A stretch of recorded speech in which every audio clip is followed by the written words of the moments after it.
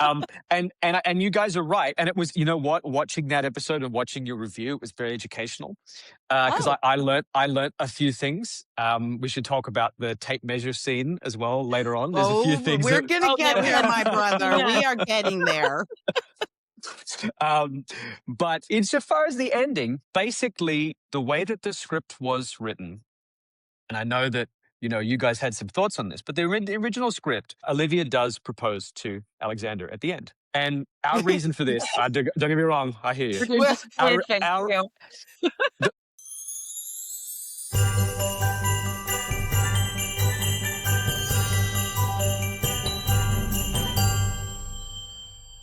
Well, hello, everybody. Welcome back to another episode of Journey to Christmasland. I am your Christmasland host, Kira Davis, joined by my good friend and resident Christmasland expert, Amelia Hamilton. And you may notice we have a guest here today, a special guest, mainly because it's a dude. We don't have a lot of dudes on this show. Well, we are just thrilled to have this guest today. Please welcome to the show director, screenwriter, producer Adrian Powers. He is the director of A Royal in Paradise. The series is becoming a series. We did a Christmas Castle proposal a couple of weeks ago. Adrian, welcome to the show. Welcome to Christmasland. Thank you so much. I'm so honored and delighted to be a dude on the show. It is my pleasure and delight. Big fan. We don't get a lot of dudes in Christmasland, do we, Amelia? Well, I think we have more than we think. We get so many wives saying our husbands pretend not to like these movies, and they will ask the whole time, like, well, why doesn't he just kiss her? Why are they pretending not to like each other? They're so invested and pretending not to be. So I think there Yeah, I are a lot. think you're right. genuinely There's a get lot of annoyed. dudes that are into it. Do you see that, Adrian? Do dudes talk to you about your movies when they find out what you do?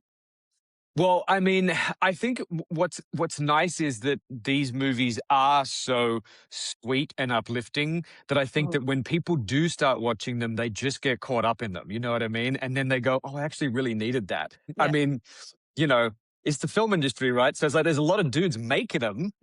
So it's like what like we've got a very great kind of diverse split of guys and gals on the set as we make these movies, and it's great to see, especially some of like the male crew when they start to get really sucked into it, and especially on the third one that we're working on now, they're like, "I'm so excited to see where the series goes." I'm like, "Thanks, buddy." Well, Adrian, before we go any further, would you just tell our audience a little bit about yourself and where you're from? Yeah, absolutely. So I'm based here in Sydney, Australia. It's 10:30 in the morning. I think like 5:30 p.m. for you guys yesterday. For me, and Um, in LA, yeah, yesterday. yeah, yeah, Wait a minute, I just realized that this is a time travel movie. This is a exactly. time There travel. we go. This is a time warp. Um, I'm used to it now. Yeah, so I've been working as a screenwriter and a director and an editor and a producer and all sorts of stuff for like 20 years now, and I was just really happy over the course of like my career. I started editing some of these rom-coms. I started working. I was an editor on a movie with Cindy Busby called Romance on the Menu, which I think was ended up being called Hearts Down Under when it came out on Hallmark. You remember this, Um, Amelia? No, but I was just thinking about they always end up with another title. We run into that Yeah. a lot. yeah. Oh, I've got so many funny stories about title changes and different. Oh my goodness, it's so funny. But I worked on that movie and it was really, really fun and it was great. And that was a movie directed by my friend Rosie Lord, and we had such a great time working on it. And the production company that I work with a lot, Jaggy Entertainment, who has made a lot of these films for Hallmark and Great American, and I just did one for Roku. They reached out and said, we know you're a director as well. Would you like to work on one of these rom-coms we're working on? And I was like, I'd love to. I just want to work on, movies. Want a chance to direct and tell interesting new stories. I never directed anything in that space before. Like my first movie is like a World War I movie, so it's very, very different. But I was like, I'd love to make something that the whole family can watch and something that would be, evocative of the types of movies I loved as a kid and that I still really enjoy now. And what was lovely is that they gave us the opportunity to also write the screenplay. So I work with a co-writer. My co-writer's name is Kyra Bradshaw. She and I have been friends for about 20 years. We've been working together as co-screenwriters for about 10 years now. And basically, the company came to us and they said, look, here's the basic pitch. It's a prince, it's a tropical island, it's a novelist, and it's a prince in disguise.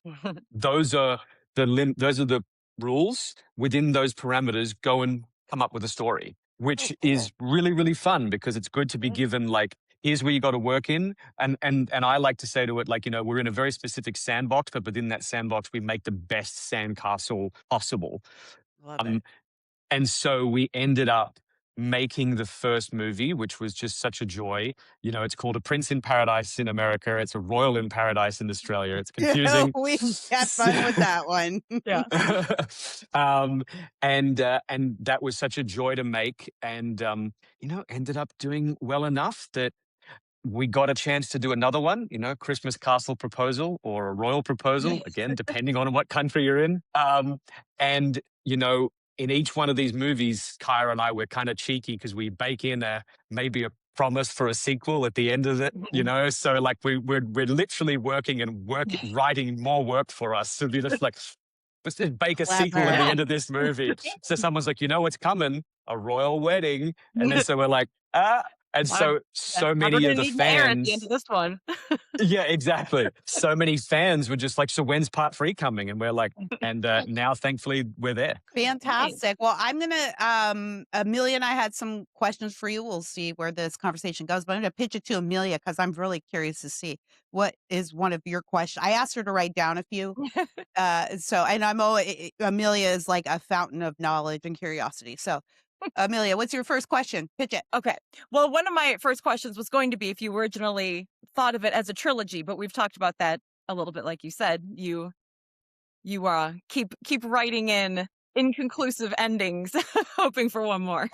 It was because when we were making the first one and when we were on location on this island, I was just thinking to myself, I can see where more stories would go. Yeah. We were just on this. And so we definitely had like specific ideas. It wasn't so much we had like the whole story plotted out or like even how many films there would be, but we were just thinking about where would these characters go in their life. And it's been really interesting getting the chance to explore that. Okay. Question 2.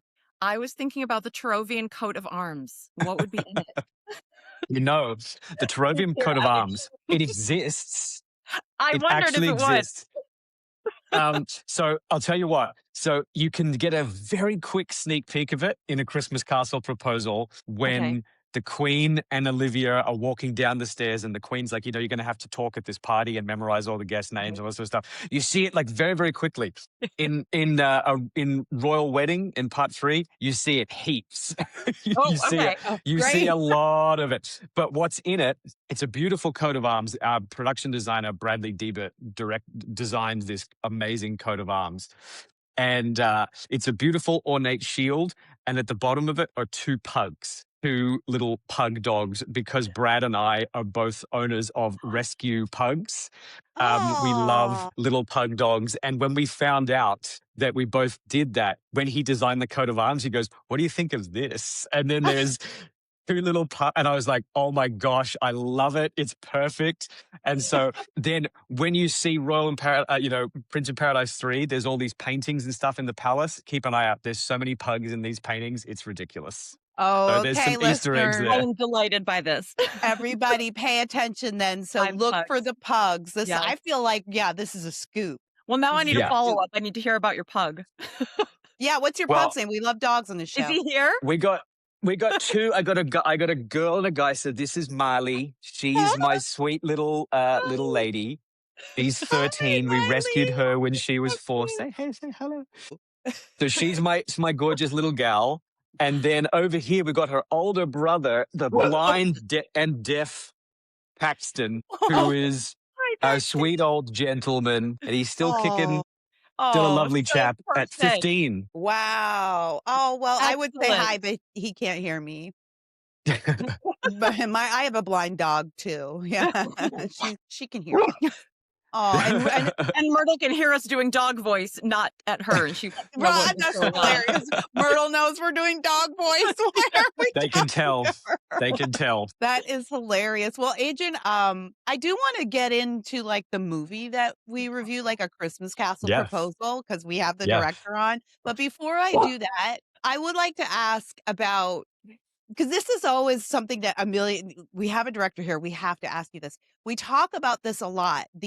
The nuance of no nuance in these movies, like the joke about by the way, when we use the term Christmasland, that refers to the universe of Christmas movies, cheesy TV Yeah. Christmas movies. And Yeah. so in Christmasland, the joke is, well, everything's the same. It's so formulaic. You know what's going to happen, which, we argue, yeah, that's the point.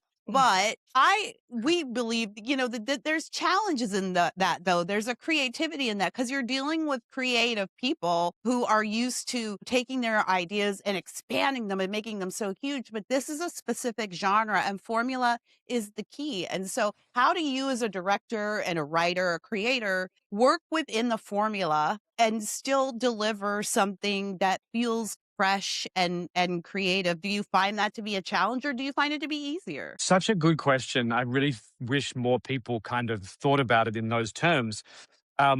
Like, for me, to be perfectly honest, the way that we always go into these films is, how do we tell an emotional story? You know what I mean? Like, how do we just tell something that's on its own, gives you a fun time, a moving time? Like, sometimes it's a sad time, sometimes it's a joyous time, but it's usually, as you say, like, it is in it's this formula.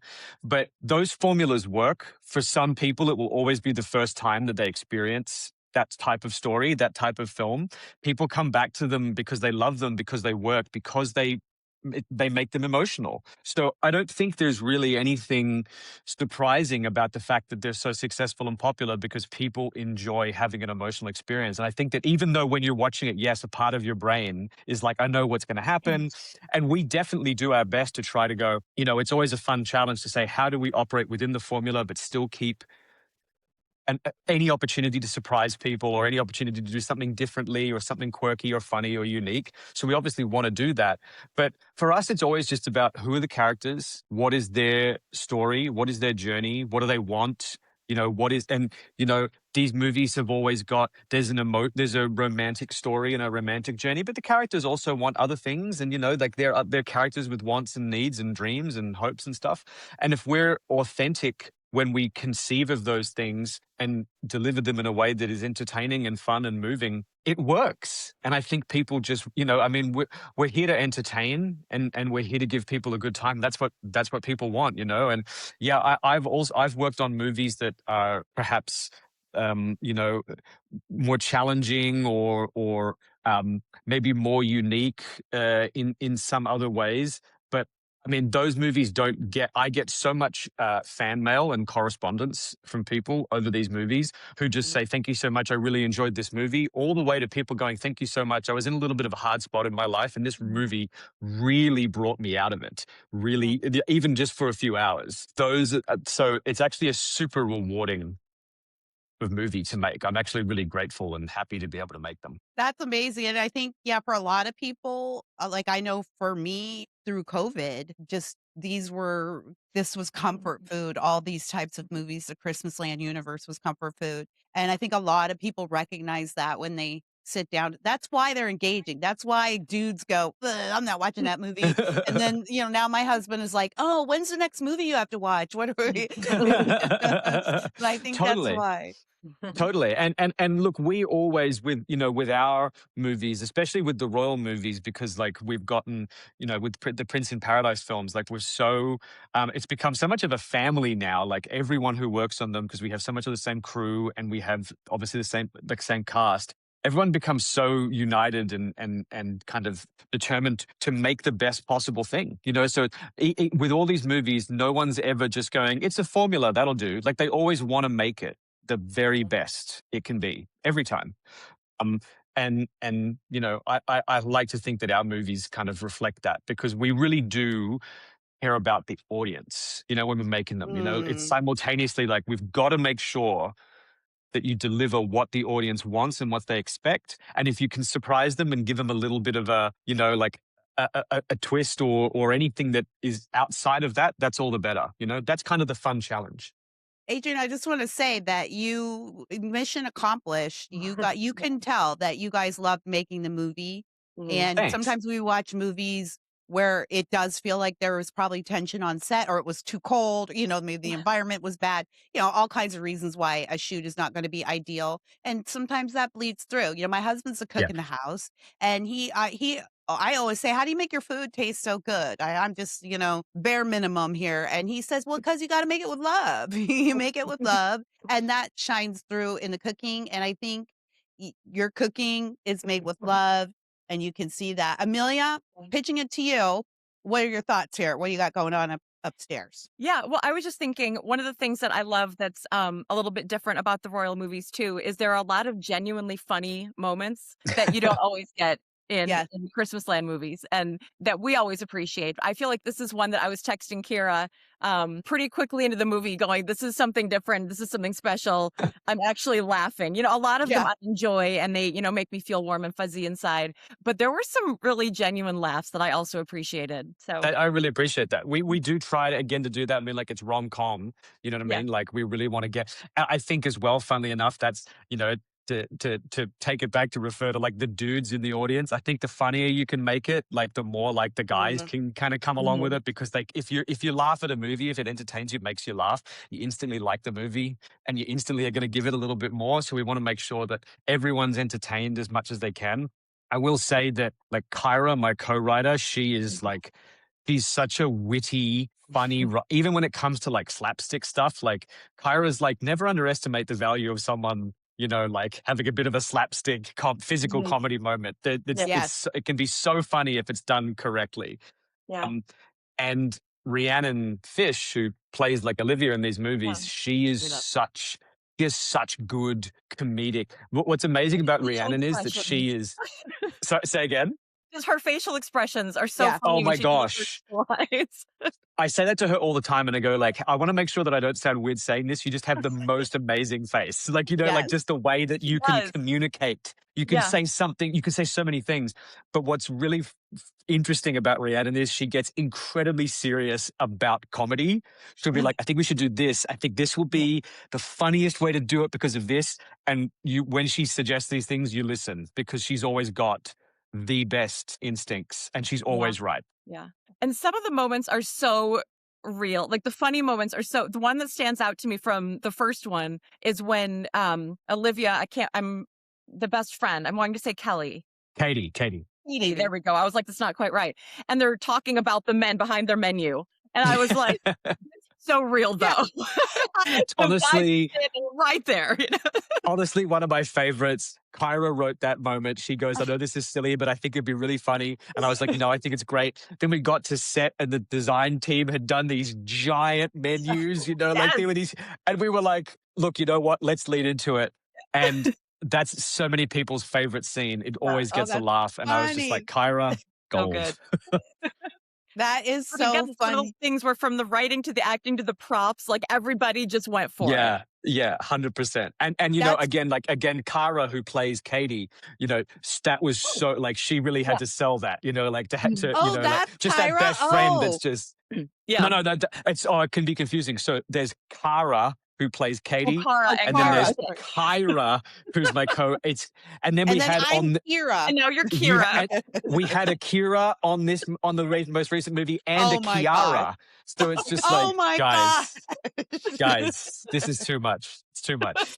That is a lot. That is so funny. Well, we give awards out at the end of every show. One of our awards is Christmas ham, and that's for whoever's going for it. And that's what I love to hear, that everybody's going for it all the time. I feel like you 100%. have to. Yeah, you have 100%. to. That's what, if you can't go for it here in this genre, and I don't think people give actors enough credit for the risks that they take in these movies, because it is difficult.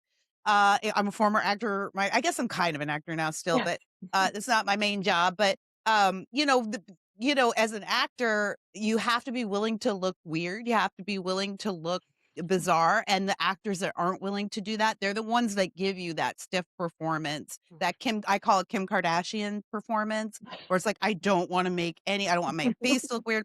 And I have to say that is another, and I don't want this to be all, fangirly, but that is another thing I appreciate about these movies. Everybody is going for it all the time, all the way. There isn't a single person in these films that is like holding anything back. And I really appreciate that. Totally. And the great thing about that is if you've got really good actors, then they can do that and it works. If you've got like maybe less experienced actors or people that are not quite aware how to operate in this space, it can come across as over the top or, whatever. But if you've got really good actors who are willing to go to that funny space, it really works. I'll give you a great example.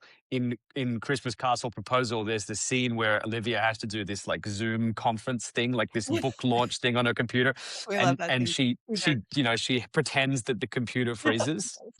That was so funny on set, but it was so personally entertaining to me is that right before it, like Rhiannon came out, she's like, I want to have a meeting. I want to have a talk to you about this freezing internet thing because it says in the script that I'm like sputtering and stopping and starting. I've tried that before and it really doesn't work. It's much better if I just do a complete freeze. I think that'd be much funnier. And I was like, girl, I trust your instincts. You do what you want to do. She did it. And people were like trying not to laugh, like on the set. Like it was I was just like, she's a genius. She nailed it. And we had a whole conversation about that section. And I recounted my own experiences with having to just duck out of an awkward interview. Right before ducking out, she's giving this like beautiful Lutfelt kind of authentic emotional moment, and then just switches into like you're my hero, Rhiannon. That is funny. Amelia, before I give you a chance to butt in here, let's talk some controversy. We try to avoid controversy on this show, nothing but positivity, but we're going to have to, the listeners demand it. We want to know about these 3 separate endings. Oh my gosh. Why are there so many endings to this movie? Are there, our guess was that it was for the different audiences. Amelia and I have been accused of being prudes.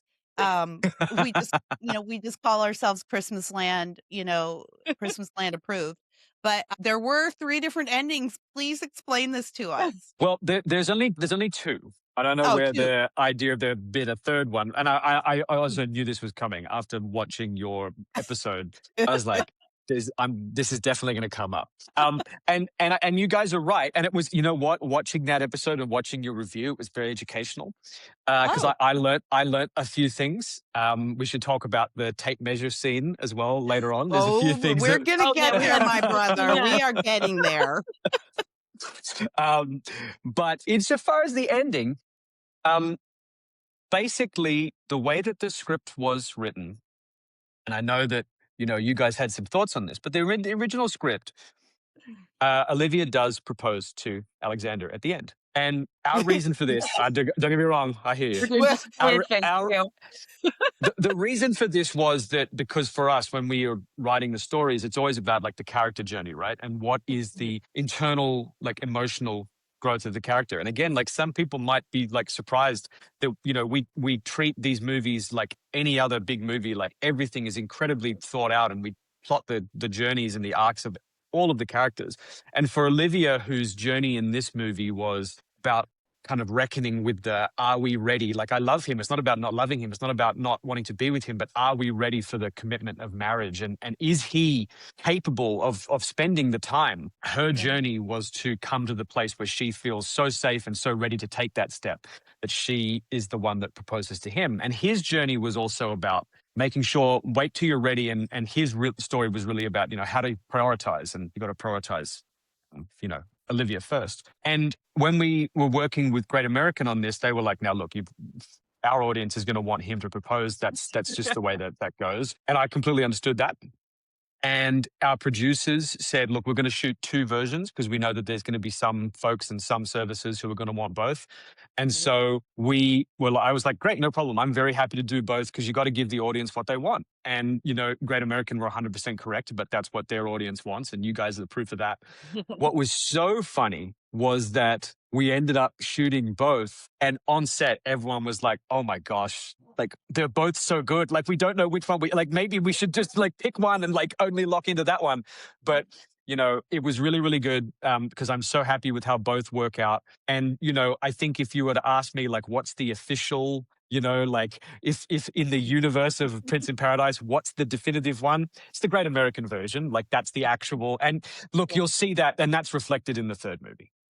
Oh, That's okay. it speaks to the fact that Olivia says that she accepted the proposal. What did you Um, think about our commentary on it, though, Adrian? What did you think about like what we thought about it?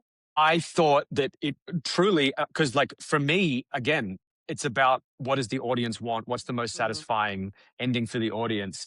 These movies, it's interesting because we, obviously we don't have Great American Family in Australia. Like we don't have that service in any way. And it's actually completely unknown to like Australian audiences.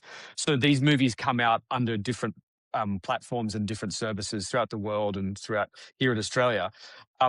What I thought when I watched that, I was like, Great American know their audience to a T, and that's what you want. You want to have great synergy between the network and its audience so that you can tell the best stories for those folks. And like I said, I was happy to do both. And, there are some people who prefer the other version. There's some people that prefer the Great American version. And if I can keep everyone happy, then mission accomplished. And we read somewhere about this third version that doesn't exist where they don't get engaged at the end. They just decide to date for a while longer. But apparently that version doesn't exist because that explains why we couldn't find it.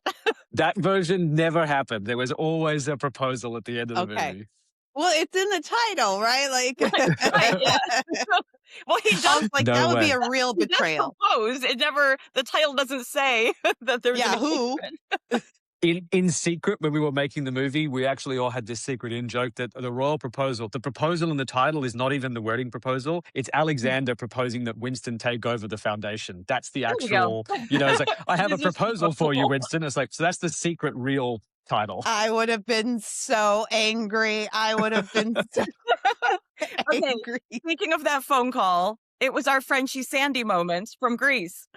When you pointed that out, I literally laughed out loud because like I'm not kidding. Like I'm not just saying it. Like I'm a big Grease guy. Like I was watching it in high school. I still watch it today. Absolutely adore it. I know every word, every lyric. And when you pointed that out, I was like, oh my gosh. Like before you even said the scene, like on Thunder Road, I was like, oh no, I know exactly. She's so right. But I think I might be like, it's like, oh my goodness. Nailed it. I was like, is Nailed that an it. Easter egg? Do you know what's funny is that so many of these movies, we've got lines in there from our favorite movies. Like I always, any chance that I can put like a cheeky little reference to a favorite movie of mine in a movie that I'm making, I'll do it. That one completely slipped under the radar. That was an unconscious That's inspiration. so funny. That is Well, amazing. Then I will ask my controversial question. You ducked this on Instagram, but Grease 2, yes or no? Oh my gosh. So Grease 2, I've only seen Grease 2 the once. And I got to admit that because I actually, for many years, I didn't even know it existed, because like, so what year did Grease 2 come out? Because like it was 84 or something. 84. See, I was born in 86. Yeah. So I didn't even really, and I guess another reason is that Grease 2 doesn't really have as much exposure over here, even because obviously Grease 1 with Olivia Newton-John, she's Aussie. So like the first Right. Grease is like royalty in Australia. Like, Sandy is like part of our like cultural canon, Right. Grease 2 is like, I know Michelle Pfeiffer's in it, who, and she's unbelievable, but it doesn't really have as much presence here. So I've only seen it the once, and I will say I don't like it as much, but I do love the birds of a feather, like bit at where it's just like, wow, this is like an experimental like ballet piece we're doing here at the end of the movie. It's really interesting. And I like that the bad guy comes back, like it's the same, Inexplicably. He's Inexplicably, I guess he didn't graduate. Still beefing with high schoolers. Exactly. So, not up there with number one, but like Yes. I'm not here to besmirch the Grease universe. Has like a cult following. Yes. It is definitely not Grease 1, but I still love it. Not in the same way. Kira That's thinks it. it's a ridiculous thing for me to enjoy, but I I don't like it. I don't get Grease 2. I miss that boat. I mean, even So Grease. I can bridge the gap between you guys. I'm kind of There you go. There you go. there Kind of on Grease okay. too. Grease has great music, but even like a lot of the themes. When I became a mother, then I was like, oh, I sat down to watch it with my daughter once when she was young because like it's Grease, and I'm like, oh, I didn't realize. I forgot. Yeah, No, but it's a it's great for movie, obviously. elder teenagers. Yeah, yeah. Well, okay, look, we can't tiptoe around this topic anymore. Let's talk waist measurements, Adrian. Yeah, Look, as it's time. you listen to the podcast, you heard our absolute horror and shock. We could not believe that the tape measure went all the way around her waist. And we saw it. If you guys haven't seen that, go back and watch that. But we were, as always, we're having a good time with it. But we were truly shocked to see the tape measurement on the actress's waist. And The big we spent controversy. a long time on I don't it. think we've ever spent that long on one shot. No, and my husband was like, I don't get it. And so, Adrian, tell us about your reaction to our reaction, and tell us about what was going on there, if anything. Was that like a really American thing that we did? So I think it was so interesting for me, right? Because I was like, oh my gosh, this is such an educational moment for me. I should really be taking notes. I should really be like, this is like a learning experience for me. Because you know what's really funny? When we did that scene, it came about because we had this beautiful dress in the movie, right? And we really had to establish that the dress is made while she's there. Like the queen is like, I'm going to get you a better dress for the evening. And so we were like, great, we'll work in her getting measured and everything, and we'll work in, and then the dress gets revealed. And this whole time that we were working through casting the movie and preparing it, sometimes the smallest little parts maybe don't get cast until a little bit closer towards when you start making the movie. And one of the parts that kept getting under the radar was the wardrobe person, the person who'll be taking the measurements and who'll be doing this for this scene. And what happened was I was talking with Juliet, who is one of our wardrobe assistants. And I go, Juliet, when I cast the person who's going to play this wardrobe assistant, will you show them how to use this measuring tape properly? She's like, yeah, I'd be happy to. And then I went, Juliet, why don't you just play the wardrobe measuring person? She's like, I'd love to. I'd never been on screen before. I'd love to have an opportunity to be in the movie. So we're there shooting this scene, and everyone on set is just so wrapped up and entertained by the fact that it's Juliet who's in the wardrobe making the measurements.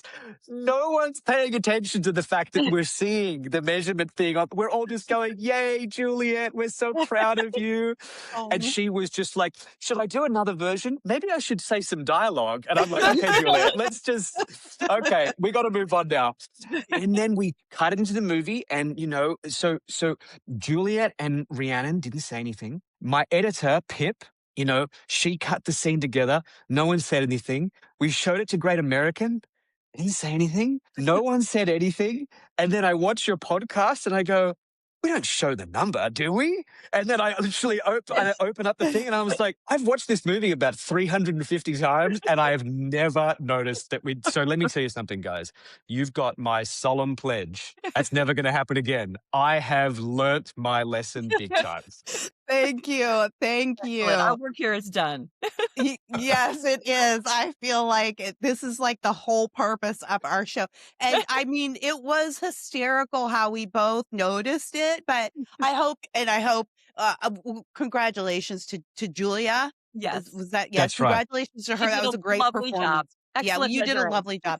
We are not criticizing your performance in any way, No, shape, or form. It's my fault. It's my fault. Yes, we'll blame Adrian. And Adrian's just a guy. What does he know? Yeah, and my husband was like, I don't get it. Like, what's the big deal?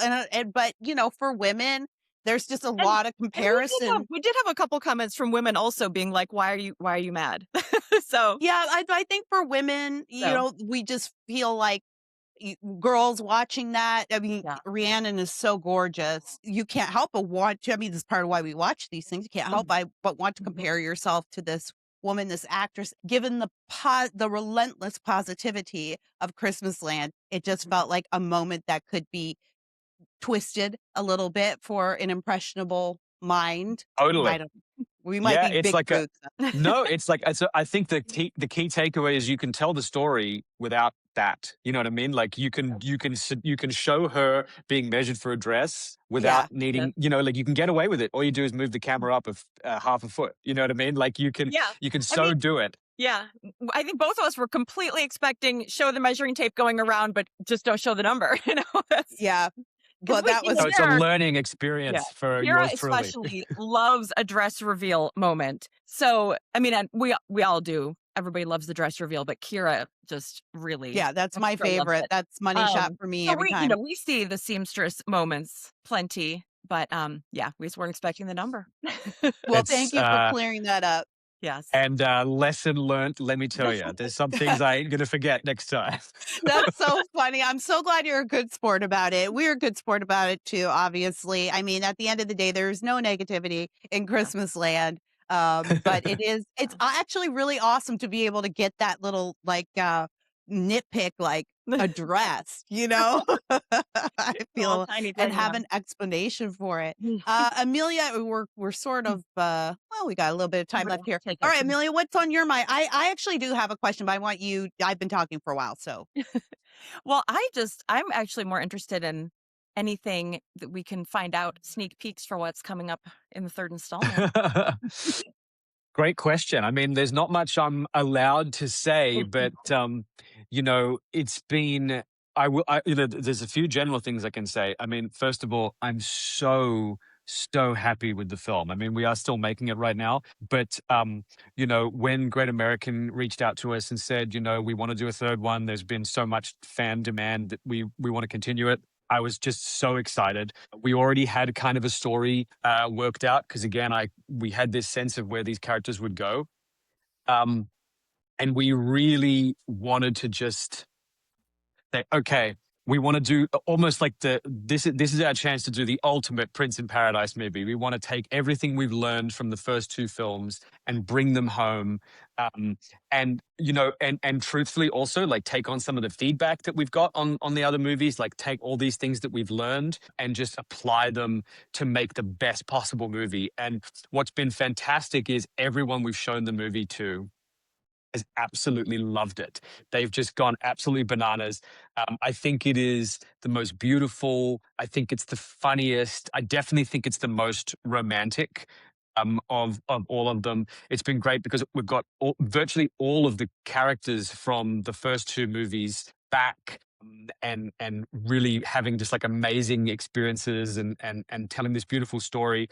I would love to come back on once the movie's out and kind of talk about it in more, because there's so many things I'd love to talk about. But as we continue to, and it's been wonderful because Great American have been so good. They've been super supportive. They've really enjoyed the movie. And I'm excited for it. I think it's coming out in August, and I'm super excited. But yeah, it's been really satisfying. It's definitely my favorite of the three we've done. Excellent. That I is hope we amazing. see more Katie and Winston. Not enough Katie and Winston in the fifth 100%. one. Good. Oh boy. Yay. You know what was interesting about that is like in the second movie, because Katie and Winston are like two of my favorite characters. We absolutely love them. And in the second movie, it was tough because Olivia and Alexander were going through this kind of relationship drama. Like we always said that movie one was like romantic drama. Will they, won't they get together? Movie two is like relationship drama. Like, how is it working as you guys together? And because of the distance you've been having. And we made this tough kind of realization that if Olivia and Alexander are going to be kind of struggling, they can't really have their best friends there as this huge support thing, because then they'd be able to solve it, like they would have that advice there. And so we've got to kind of make it a little bit tougher for them. But now that they've worked their way through that in movie two, and now in movie three, Olivia and Alexander are like really seeing the world from like the same point of view. They've kind of overcome these problems. They're working really well as a couple. That's when other things crop up and start to cause problems for them. But Katie and Winston are present throughout the whole movie in movie three. Excellent. Okay, I'm looking forward. Oh, sorry, go ahead. I was just saying, I'm looking forward to seeing the resolution to the queen and her boy toy. I want to know what's Oh, going on there. that's a huge part of it too. Big part. Everyone's back. It's really like that was what was so fun and crazy about this one. It was like this huge ensemble of actors. Like there's some scenes where I'm directing it and there's like 8 characters like in the scene and everyone's talking and walking around. And I was like, again, I'm glad this is the third one. If I was doing this on the first one, it would make my brain explode. But now we've just practiced this and got into such a groove. We can do these big scenes. And the scope of the third one is just I mean, there's a wedding in the title, and if you're doing a royal wedding, like it's got to be good. So anyway, I'm excited. Very good. All right. Okay. Here's my question, Adrian. What is one thing that you wish you could do in a Christmasland movie? I wish I could go like. Honestly, that palace from like a royal, like, Christmas castle proposal, if I could actually spend Christmas there and just walk around those corridors at night. Because when you made that point about, I think you guys said it, like there's one shot and there's like 5 Christmas trees all in one shot. And I laughed so hard because we were there on set and the designer was like, "Do you want more Christmas trees?" And I was like, well, if I was walking around here in the middle of the night and it was just lined with Christmas trees, I would like that. So yeah, chuck a few more Christmas trees in there. Yes. And so I was just building like my dream Christmas time home, like where it's just turn a corner and there's another tree there. So if I could just stay in that palace, in the Torovian Winter Palace, that would be like with my family and all my friends and have a banquet there. That would be the perfect Christmas. Assuming we're your friends, so we're invited too, right? Everyone's invited. It's a big palace. Great. Well, you need a podcast or two to just document. Right. Make sure there's no 100%. measuring tapes Only around. Olivia's mom is not invited. Olivia's mom is not invited. There were a lot of viewers who really thought Olivia's mom had a boundary issue. He definitely did. And you know what? Like when you said at the end of the movie, like, who is the, like the antagonist or whatever the movie, like no joke. Like we went into that movie with like, Olivia's mother is like the antagonist in this movie, but it's coming from love. It's coming from like a fear of, she's not a very good communicator and she's just afraid of losing a connection with her daughter. And, it's funny because I have had some people come to me and go like, "Oh, Olivia's mom, she was pushing." Even my own dad, when he watched the movie, he was like, Olivia's mother was kind of pushing it with some of that like presumptuousness, but she came through in the end. And I was like, I appreciate that. But let me tell you something, in movie 3, suffice it to say, Olivia's mother's learned her lesson from movie 2, and she's a very, very supportive part of the family unit moving forward. Okay. Inkling of that at the end of the second one. Yeah, and and truth be told, Adrian, this is one thing we always say in all of our reviews. There are no negative feelings in Christmasland. There really aren't. Everything eventually will become resolved. That's why even when you hear, it's becoming a little more common where characters are divorced, but the divorce is amicable. And, Totally. And the breakups are amicable, even the 5-year, relationships where the boyfriend takes off at the last second. So our protagonist can find the love of her life. It's always like, well, we weren't really meant for each other. There's real negativity in Christmasland. And I think that's a skill in itself. And B, it's lovely. We don't need it. That's right.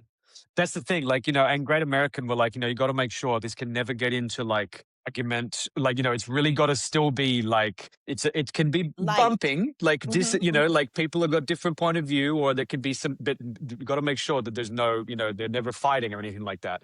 And we were very respectful of that. And we were glad that we were able to do it. Because from our point of view, if you go back to the first movie when Olivia and Alexander are first walking there on the beach, Olivia makes this comment about how, her parents never really understood what she was doing and what she was about and like her path. And so we wanted to make sure that we kind of continued that line. Specifically, really, I mean, like the real transformation of Christmas Castle Proposal is Olivia's mother coming to say, "I'm sorry, this has been me processing my feelings. I just don't want to lose you. And I just want us as a family to stay close." And that's a personal kind of story for me as well. And And I'm very, very happy that in the third movie, I mean, again, don't want to spoil stuff, but it's fantastic and really beautiful and pleasing to me to see all of these characters kind of working as a team and working as a big family. It's really kind of lovely. Well, tell me a little bit more about your personal Yeah. story. Why does that feel personal to you? What's Well, I personal think about that?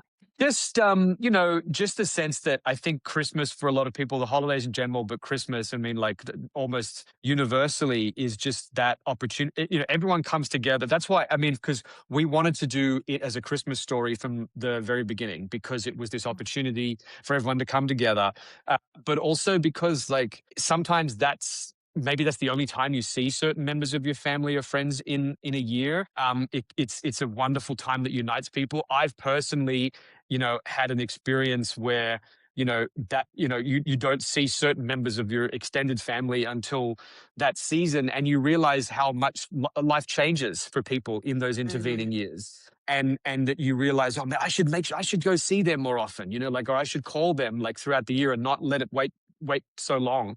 And that was kind of just what was motivating us, that idea that Olivia's mother just didn't want to wake up and realize that Olivia was just totally gone and living a totally different life, that she wanted to hang on to their precious moments from when she was younger, which I relate to, and like my parents relate to. And my parents live out in a different state. My sister lives in New York.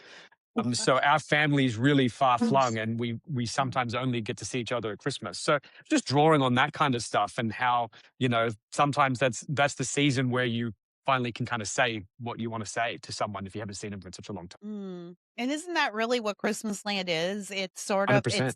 it's that season where you sit together on the couch with your family. Like Amelia watches with her parents. Like they love doing that.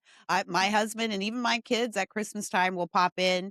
They'll make fun of everything they're watching, but they will watch everything. So 100%. yeah, that's 100%. really what it is. I think that's the draw of this. And again, the formula is the point. It's comforting. It's comfort food. That's No, it. there's nothing That's wrong it. with comfort food, Adrian, because I mean, I'm sure as a director you have a very impressive resume. I've looked at it. You've got drama on there. You've got World War I drama. Talk to me about the difference between that sort of a genre that is, darker, more expansive. You can do more stuff with it, but the coziness of directing something like this. I imagine. I don't mean to put words in your mouth, but I imagine it to be a cozier experience. You're 100% correct. Let me tell you, like directing a movie in a royal palace is much better than being in a muddy, battlefield, fudging around at 2 o'clock in the morning. You're 100% correct. Yeah, like I've directed all sorts of stuff, like all sorts of genres: drama, action, comedy, romance, science fiction, all sorts of different things. And it's funny because people say to me, like, oh, what sort of movies do you like to work on? And I was like, I like to work on all movies if they are good stories. Again, it comes down to, is it a good story, and is it emotional? Is it going to give the audience an emotional response? And AKA, is it entertaining for what it's going to be? Something like a World War I movie, they're typically pretty depressing. They're pretty typically pretty full on, and not exactly a feel good time. It's important to have those sorts of movies, and you know, um, would I rather make a Prince in Paradise movies than that movie? You better believe it. Just because, these movies are a great opportunity. Again, it's not just about entertaining people, but what I didn't expect was the positivity from the audience. When I made a movie set in World War One, I got so much mail from people going, "You got this medal incorrect. You got this Mhm. patch on this guy's uniform wrong. Well, This watch was actually, full on." And again, I'm not knocking those people, because I'm one of those guys for a lot of movies and okay. stuff that I like. I'm a Me? big dork, like I'm a stickler. Yeah. I'll go, that was a mistake. But, with these rom-coms, it is 99% people going, "I loved this. Thank you so much. How did you do this? What was this like?" And just really thank you. Especially with, Royal in Paradise, Prince in Paradise 1 and 2, people just going, wow, I haven't seen a movie like this in so long. I really haven't seen like a sweet, uplifting movie quite like this in such a long time. And it really made my day. And I'm super, super grateful for that. And the thing is that I get invested with the characters and the story. For me, Olivia and Alexander are almost like friends. And I've been telling their story now for 4 or 5 years. And it's very, very personal and really important to me. Um, when you come onto a movie just as the director, you kind of have a certain feeling about the job because you're like, okay, I'm here to execute this script and how to bring this person's vision to life and maybe bring some of my own style and ideas to it. But if you write the script as well, it's like your baby. It's really something that Yeah. you're bringing into the world, and you want to protect it, and you want to make sure that it's looked after, and you want it to be liked. You want it to do well and to go off into the world and to have its own life. And so for me, these things are very, very, very, very special, and I feel really privileged to be able to work on them. I could, if my career wrapped up tomorrow and they said, well, he got to make this trilogy of stories, I'd be like, successful. I would consider myself, I've met my own target for what it would be to be successful in this job, because I'm very, very happy and proud of those movies. Most filmmakers don't get the pleasure of creating a product that so many people love That's it. consistently. So That's well it. done. I'm so lucky. Amelia, I'm going to kick this over to you. We're going to start to wrap it up here. Do you have anything else you want to ask or any? No, just thank you for creating these. We really, genuinely love them. We were Yeah. so excited to see there was a sequel and now a third. We are beyond excited that you came on to talk to us about it. So thank you. You're so welcome, and I want to thank you guys for doing this, because like the creators that are doing these kind of podcasts and creating this kind of content, as the folks making the movies, we're so grateful that you're there, helping us get these stories out there and discussing them. But even more than that, we enjoy the loop of you guys watching and discussing and coming back. Like the reason I reached out, the reason I know about you guys is that when I was on set doing another movie, I was having a really stressful time, having like a very, very difficult time. I was having a little bit of a dark time. I was in my hotel room, and another colleague of mine texted me your review of the first movie. And they said, you should watch this. You get a kick out of this. And it really brought me up. It's like, and it really, I was just like, because I was like, oh, I don't know if this new movie is going to work. And just to see you guys enjoying the first movie and talking about it and having a laugh and, like playfully teasing some of the stuff. I was like, I remember that. I was teasing that stuff as well. Like it really was a rewarding experience. And so when I saw that you guys did number 2, I was like, I got to reach out to them. I've got to touch base and say thank you. So thank you for all the hard work you do as well for, just what you guys make and put out into the world. That's our pleasure. What a lovely story. Thank you. I didn't expect to also feel like I'm participating in this, but yeah, we do this purely for joy because it is a joyful experience. We both have other things going on in our lives, but this is something that genuinely brings us joy. And so I echo Amelia's thoughts. Thank you for doing what you do. We always say this. We say this often. Sometimes I read a statement at the beginning of our podcast, which is, look, no matter what you hear us say about this film, just know we enjoyed it and we are grateful you made it, and we don't want you to change anything. And congratulations for making a movie, because finishing a film is a really big deal. If it's a short film, if it's a feature film. So we want to extend that congratulations to your entire cast and crew. Adrian, you guys did a great job, and I don't want to let you go just yet. I got 2 more quick things. One, Adrian, Amelia and I like to do, we do Christmas advice. That's one of the things we love to do. And so I found a little advice column, and I'd love to like pull you into this and get some of your advice for this Christmas questioner. It's really quick. Do you mind? I would love to. Okay, Amelia. I know Amelia didn't know I was going to do this. So Amelia, put on your advice cap. All right. All right.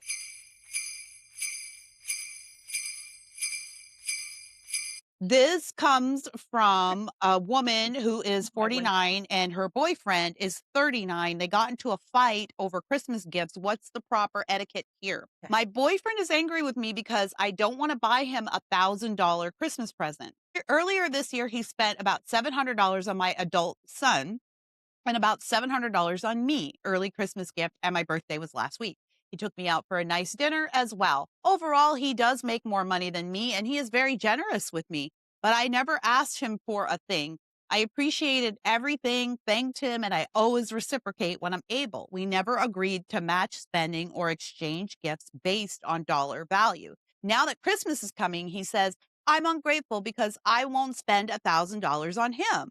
He keeps bringing up how much money he spent on me and says that if my appreciation were from the heart, I would want to spend that kind of money on him. For context, I spent about $200 on my own son this year because that's what I can reasonably afford. I'm not in a position to spend $1,000 on anyone, and I don't believe gifts should be obligations or used as leverage. He says I'm selfish and unappreciative. I feel like generosity shouldn't come with strings attached or be turned into debt.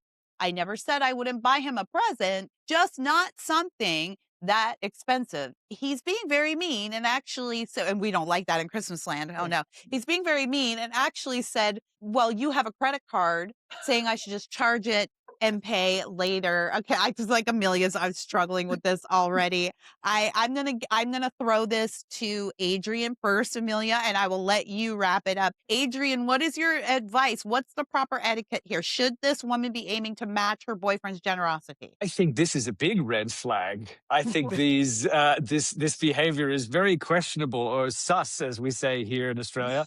Look, I think, lovely that he's willing to be so demonstrative and big with his gifts and expressions, but seems like he's a little bit focused on the dollar amount and it being about the money. And I really, obviously, each to their means.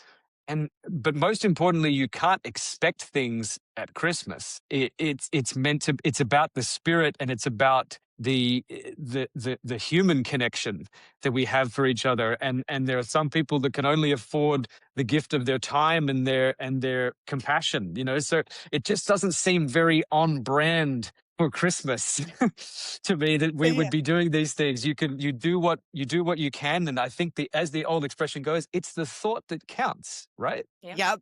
Great advice. And that's like perfect advice for Christmasland. Again, we don't really like this kind of negativity in Christmasland. And certainly no one is mean to anyone over a gift that they've given, not in Christmasland. So, Absolutely. no. All right, Amelia, go for it. What are your thoughts here?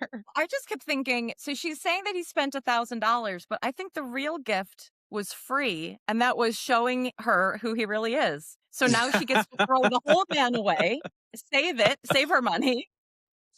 And, lucky her.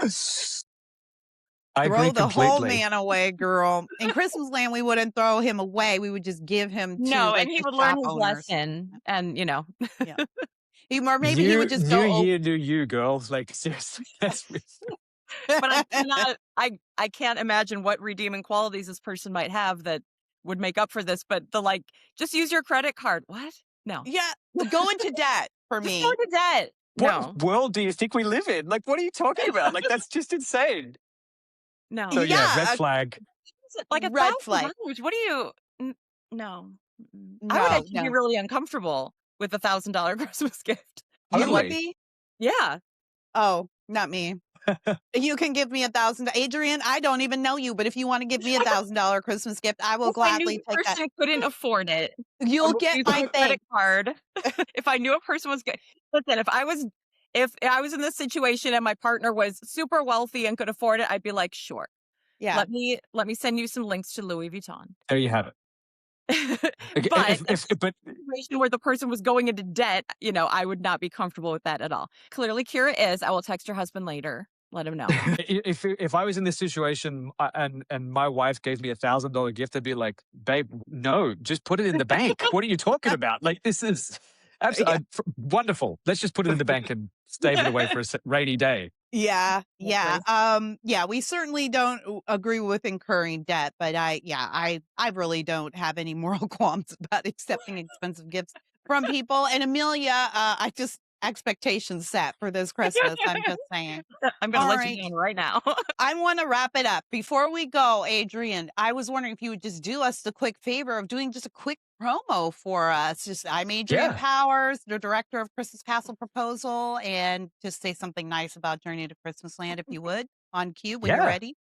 Okay. Hi there. I'm Adrian Powers, co-writer and director of A Prince in Paradise and A Christmas Castle Proposal. And I'm having such a ball being here on Journey into Christmasland. Thank you so much for that. Adrian, you're awesome. Thank you for reaching out and Thank you. sharing about this film. And we are excited. So it looks like it's a drop in August. Amelia, we'll be on break and we'll come back. We usually come back right about Halloween. But maybe we should launch with this. Yeah. Ooh. And then we can Yeah. have Adrian on afterward. You'll probably be on to a new project, hopefully film number 4. But Who knows? but I mean, cross your fingers. Yeah, I think it comes out on Pureflix a few days before Great American, I think. Actually, I think they're doing streaming okay. first. So, yeah. great. Okay.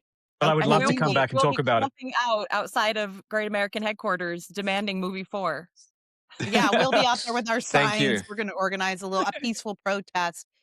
Adrian, we're delighted, and yes, we will absolutely, of course, have you back. And we wish you the best out there with your other projects, and of course this one. And yeah, just God bless you guys out there for the work you're doing. You're doing the Lord's work. We definitely think so. We enjoy it, and we hope you enjoy our reviews as well. And congratulations to everybody on Adrian's crew. Who made this movie and made it happen. You did an incredible job. Good work out there. I'm Kira Davis. I'm just going to wrap this up for us, Amelia. I'll put all of our contact information on the screen. We don't need to do the whole hullabaloo. You guys know where to find us. I am Kira Davis, and I am here with my lovely co-hosts, Amelia Hamilton and Adrian Powers. Adrian, until we see you again, I wish you days filled with measuring tapes with no numbers on them. Amelia, what would you like to wish Adrian? Oh my goodness.